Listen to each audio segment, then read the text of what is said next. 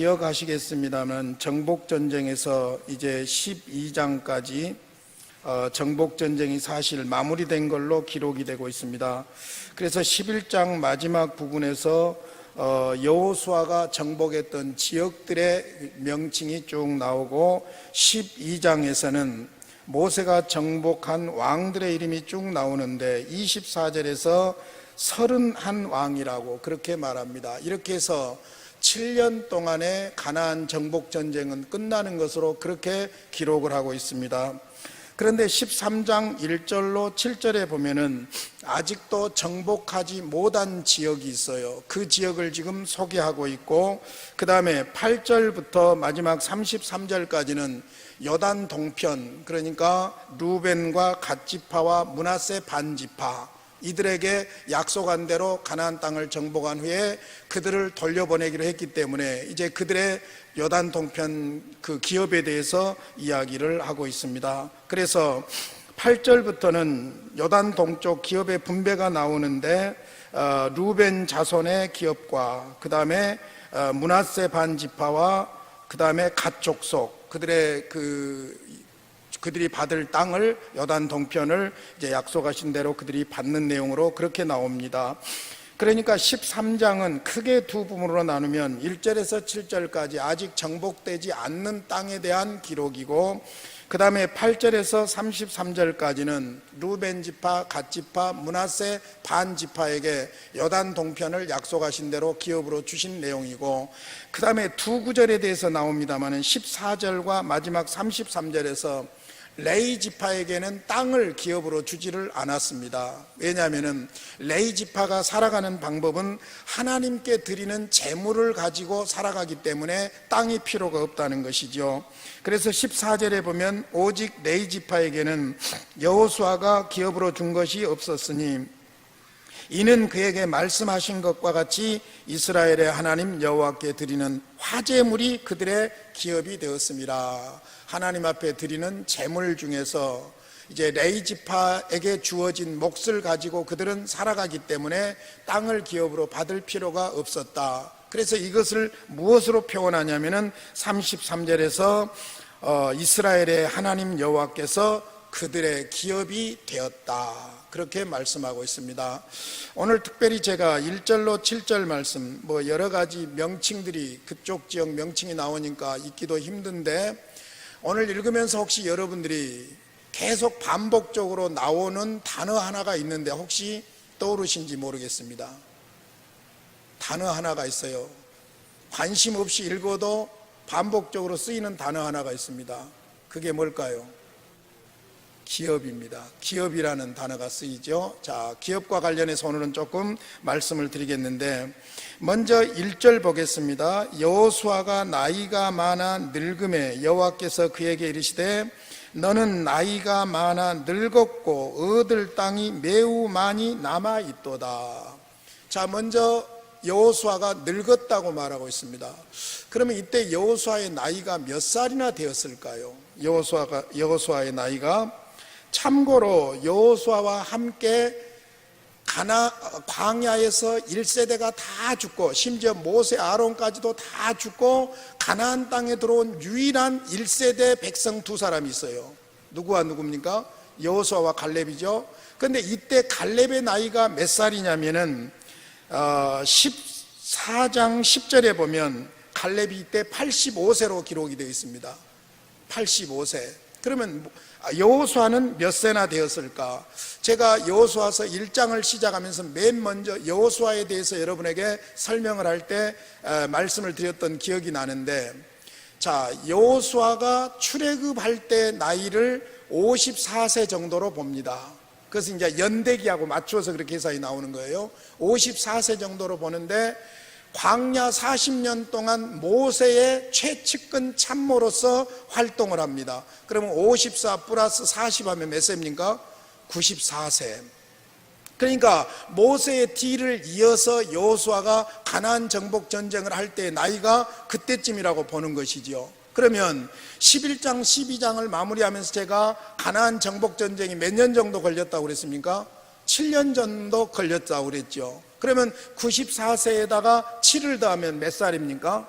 101살 정도, 나이 많아 늙었고 나이가 많아 늙음에 여호와께서 그에게 이르시되 너는 나이가 많아 늙었고 어느 정도가 나이가 많아 늙은 것일까? 100살쯤은 묵어야 그래도 나이 좀 먹었구나 그렇게 말할 수 있겠죠. 어찌됐든 이때가 101살 정도로 봅니다. 그러면 나중에 이제 여호수아서 뒤편 24장 쪽으로 가서 보면은 여호수아가 몇 세에 죽냐면은 110세에 하나님의 부르심을 받습니다. 아주 장수했죠. 그러면 이때 지금 정복전쟁 7년을 마쳤을 때가 101세면은 이후에 몇 년을 살았다는 이야기예요? 9년 정도를 더 살았다는 이야기죠. 110세에 세상을 떠났으니까. 자, 일단 여호수아는 나이가 많아 늙었고 이제는 더 이상 정복전쟁을 할 수가 없는 상황에 부딪혔어요. 자, 그런데 정복은 했지만은 정복할 땅이 많다고 지금 말합니다. 1절 끝부분에 얻을 땅이 매우 많이 남아있도다. 그러면서 그 땅 이름들을 쭉 이야기하고 머리 아프니까 읽지도 않겠습니다. 골치 아픈 지명들 나오니까 마지막 7절에 뭐라고 했냐면은 너는 이 땅을 9지파와 므낫세 반지파에게 나누어 기업이 되게 하라 하였더라. 무슨 말이냐면은 아직도 얻을 땅이 정복해야 할 땅이 많다는 거예요. 그런데 이미 이때는 어떤 상황이냐면은 가나안 땅을 완전히 정복해서 지배권을 장악한 거예요. 지배권을 장악한 거예요. 그러나 전체 땅을 다 완전히 정복한 건 아닌데 그 땅을 이제 각 지파대로 정복해 나가도록 하는 거예요. 그러니까 지배권은 장악했으나 정복과 정착이 앞으로 계속되는 거예요. 그걸 이야기합니다. 그러니까 땅을 완전히 다 정복하고 나서 분배한 것이 아니라 아직도 정복해야 될 땅들이 있는데 가나안 땅 7년 전쟁을 통해서 가나안 땅에 대한 지배권은 장악을 했어요. 그런데 구체적으로 각 지역마다를 다 정복한 건 아니에요. 그러니까 이제 여호수아 이후에 이스라엘 백성들이 각 지파대로 제비 뽑아 얻은 땅에서 아직 정복하지 않는 땅을 계속해서 어떻게 해야 돼요? 정복하면서 정착에 가야 되는 거예요. 정복과 정착. 그러면 왜 한꺼번에 다 이렇게 정복하고 분배하지 않고 이렇게 했을까? 그 이유를 두 가지로 봐요. 오랜 전쟁에 그렇지 않아도 백성들은 지쳐있고 만약에 한꺼번에 전체 가나안 땅을 정복하려고 했을 때는 가나안 땅이 폐허화가 되는 거예요. 그러면은 12지파가 가나안 땅에서 정착하고 살아가야 되는데 살아가야 될 땅이 전쟁으로 인해서 폐허화가 돼버리면은 살아가는데 문제가 있겠지요.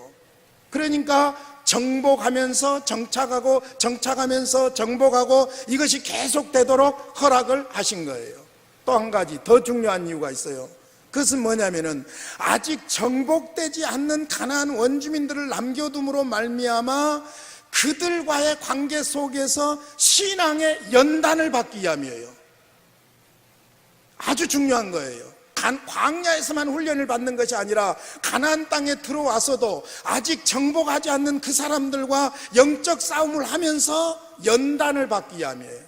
자, 이것이 제가 그냥 계산해서 나온 것이 아니라 사사기서로 한번 가보세요. 사사기서 2장과 3장에서 그 내용을 쭉 이야기하고 있는데 3장 1절부터 보겠습니다. 사사기서 363쪽 사사기서 3장 1절 2장 30절부터 쭉 봤으면 좋겠지. 2장 후반 11절부터 쭉 봤으면 좋겠지만은 3장 1절부터 2절만 한번 보겠습니다. 시작.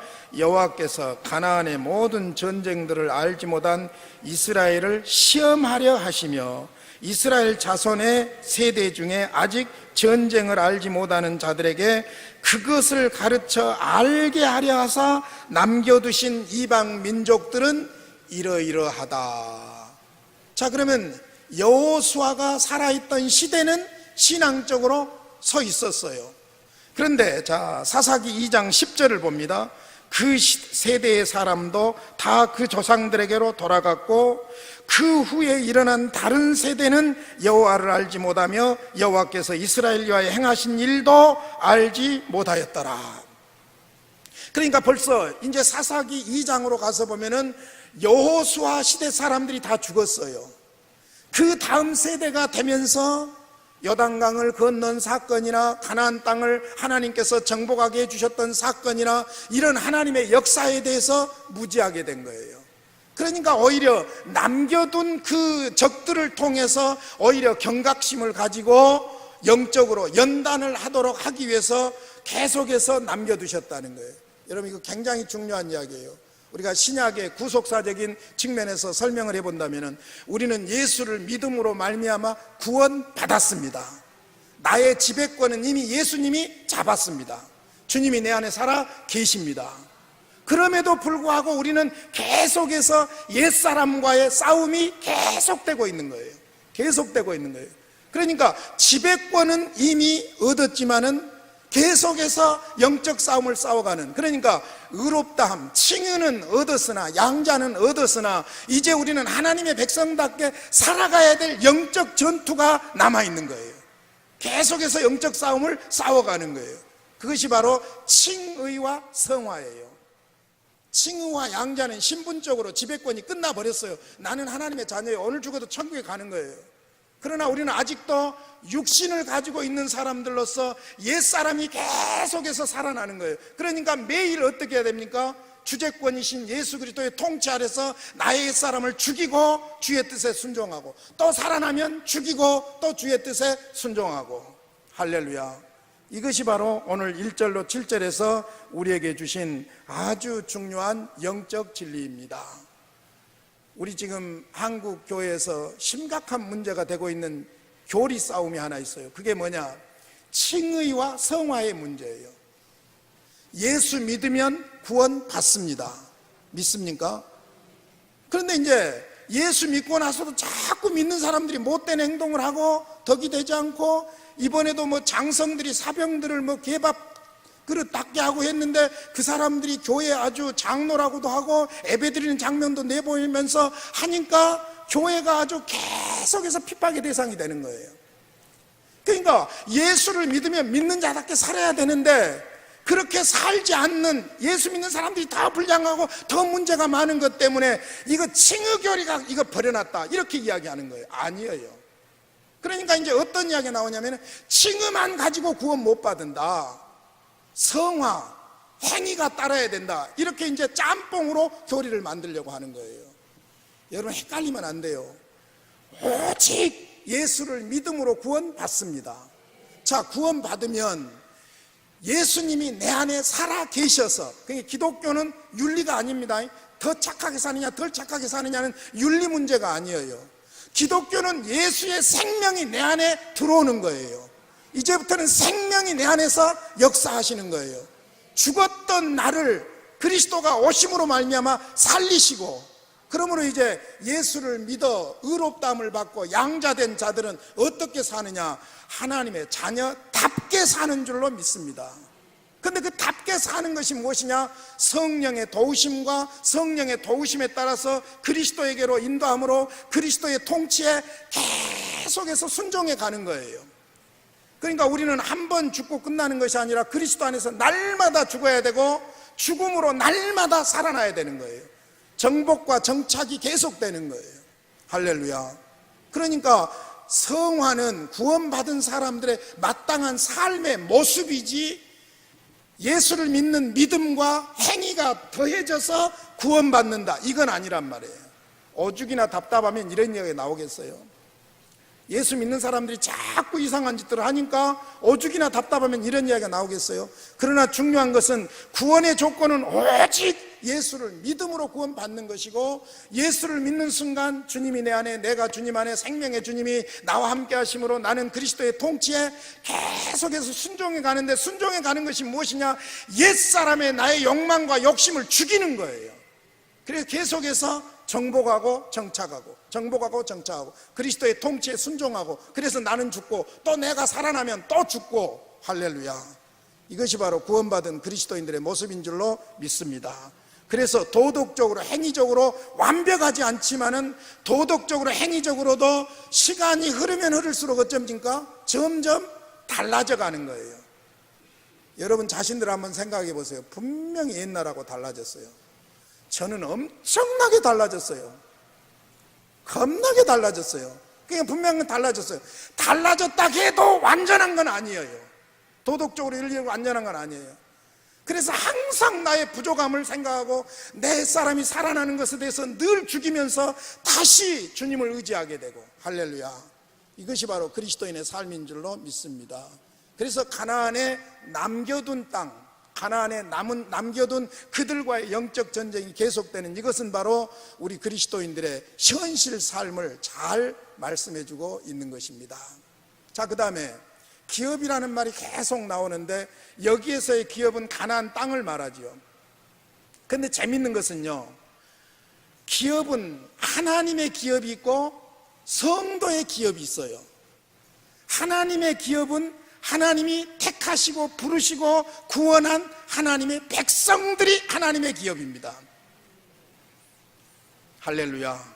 제 이야기가 아니에요. 자, 7절에서 너는 이 땅을 9지파와 므낫세 반지파에게 나누어 주어 기업이 되게 하라, 기업이 되게 하라 했는데, 사실은 진짜 기업이 뭐냐면은 그리스도인이 진짜 기업이에요. 하나님의 백성이 진짜 기업이에요.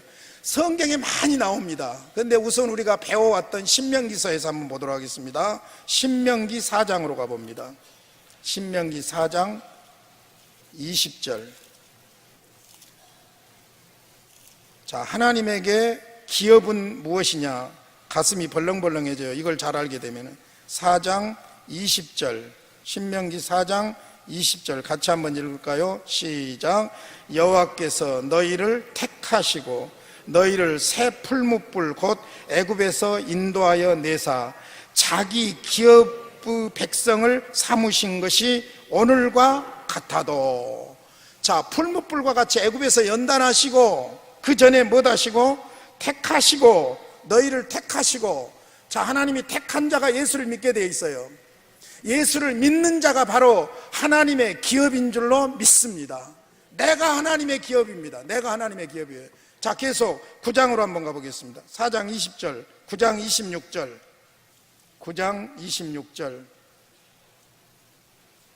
성경에 많이 있는데 제가 우선 찾기 쉬운 데만 좀 소개합니다. 9장 26절 시작. 여호와께서 간구하여 이르되 주 여호와여, 주께서 큰 위엄으로 속량하시고 강한 손으로 애굽에서 인도하여 내신 주의 백성 곧 주의 기업을 멸하지 마옵소서. 누가 주의 기업이라고요? 주의 백성. 그러죠? 어떤 백성? 속량하신, 구원받은 하나님의 백성들이 하나님의 기업입니다. 마지막 29절 보세요. 시작. 그들은 주의 큰 능력과 펴신 팔로 인도하여 내신 주의 백성 곧 주의 기업이로소이다 하였노라. 할렐루야. 하나님의 기업은 땅이 아니에요. 하나님의 기업은 다른 피조물이 아니에요. 하나님의 기업은 하나님께서 독생자를 보내셔서 십자가에 죽게 하시고 구속하신, 택하시고 구원하신 하나님의 백성들, 오늘 나와 여러분이 하나님의 기업인 줄로 믿습니다. 이 한마디면 사실 끝나는 거예요. 끝나는 거. 내가 하나님의 기업이니까, 기업이라는 건 뭐예요? 가장 소중한 거잖아요. 절대로 포기하지 않죠. 그러죠. 그러니까 내가 하나님의 기업이니까 하나님이 나를 택하셨을 뿐만 아니라 나를 위해서 예수를 보내시고 십자가에 죽게 한 거예요. 할렐루야. 그렇게 내가 가치 있는 거예요. 그런데 우리는 자꾸 인간적인 것만 보기 때문에 열등감에 빠져서 헤어적거리기도 하고 쓸데없이 교만해가지고 설치기도 하고 그러는데, 그럴 필요가 없는 거예요. 내가 바로 구원받은 하나님의 백성으로서 하나님의 기업인 줄로 믿습니다. 자, 그러면 구원받은 하나님의 백성에게는 누가 기업이냐? 하나님이 기업이에요. 자, 다시 13장 33절로 가봅니다. 레위 지파는 우리 성도들을 상징하고 있죠. 오직 레위 지파에게는 모세가 기업을 주지 아니하였으니 이는 그들에게 말씀하신 것과 같이 이스라엘의 하나님 여호와께서 그들의 기업이 대심이었더라. 누가 하나님의 백성들, 그들의 기업이 되었다고요? 하나님이 그들의 기업이 되었다. 여러분, 우리의 진정한 기업은 땅이 아니에요. 진정한 기업은 권력이 아니에요. 진정한 기업은 명예가 아니에요. 우리의 진정한 기업은 땅과 명예와 그것을 누릴 수 있는 생명까지를 주시고 지키시고 보호하시는, 그리고 우리에게 영원한 하나님 나라에서 살게 하시는 하나님이신 줄로 믿습니다. 땅도 날아가요, 돈도 날아가요, 생명도 날아가요. 그러나 하나님은 영원히 나의 기업이 되셔서 나를 천국에서 살게 하신 진정한 기업인 줄로 믿습니다. 에레미야 예가 3장 한번 찾아보겠습니다. 시간이 다 됐는데요. 에레미야 예가 3장 24절. 조금 길게 해도 괜찮았겠다. 야, 가고 나서 요괴봤자지 뭐. 에레미야 예가 3장, 에레미야 다음에 있습니다.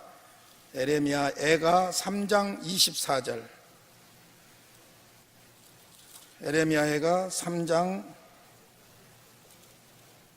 에레미야가든가, 에레미야가 3장 24절 같이 보겠습니다. 시작. 내 심령에 이르기를 여호와는 나의 기업이시니 그러므로 내가 그를 바라리라.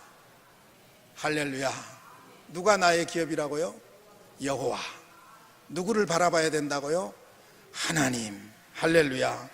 그러니까 여러분, 인간적으로 땅이 없고 열매가 없고 풍년이 안 들고 그래도 우리는 기업이신 하나님이 계시니까 감사해야 될 줄로 믿습니다. 마지막 성경 한 구절 봅니다. 하박국 3장 17절. 우리가 늘 노래하던 성경이에요. 하박국으로 가려면 저 뒤로 가셔야 돼요. 하박국 마지막 3장 17절부터 너무너무 은혜스러워요. 돈 없는 사람들, 백 없는 사람들 오늘 힘내시기 바랍니다. 할렐루야. 자, 1306쪽. 제가 성경 읽을 때는 여러분이 성경 넘기는 소리가 안 날 때 읽어요. 내가 눈치가 있거든요. 자, 1306쪽 하박국 3장 17절부터 19절까지 시작. 비록 무화과 나무가 무성하지 못하며 포도나무에 열매가 없으며 감람나무에 소출이 없으며 밭에 먹을 것이 없으며 우리의 양이 없으며 외양간에 소가 없을지라도 나는 여호와로 말미암아 즐거워하며 나의 구원의 하나님으로 말미암아 기뻐하리로다. 주 여호와는 나의 힘이시라. 나의 발을 사슴과 같게 하사 나를 나의 높은 곳으로 다니게 하시리로다. 이 노래는 지혜하는 사람을 위하여 내 수금에 마친 것이라. 무화과 나무가 무성하지 못하고 감람나무에 소출이 없고 포도나무에 열매가 없고 밭에 먹을 것이 없고 우리의 양이 없고 외양간에 소가 없어도, 자, 이런 기업이 없어도 우리의 진정한 기업 18절 시작. 나는 여호와로 말미암아 즐거워하며 나의 구원의 하나님으로 말미암아 기뻐하리로다. 할렐루야. 하나님의 기업이 우리입니다. 하나님의 백성들, 성도들입니다. 하나님이 책임지실 겁니다. 그러므로 하나님의 백성들의 기업은 하나님이십니다. 그러므로 우리가 바라볼 분은 하나님입니다. 할렐루야. 이 영원한 기업을 누리시기를 바랍니다. 우리 아버지 감사합니다. 오늘 여호수아서를 통해서 우리가 하나님의 기업임을 알게 하시니 감사합니다. 하나님이 나의 영원하신 기업임을 알게 하시니 감사합니다. 이 자부심을 가지고 하나님을 바라보며 의지하며 믿음으로 승리하게 하여 주시옵소서. 우리 새안교회에 복을 주시고 은혜를 주시고 어둠의 권세가 장난하지 못하게 하시고 아버지 하나님 목포시내 모범적인 교회가 되도록 성령님 역사하여 주시옵소서. 예수님의 이름으로 기도하옵나이다. 아멘.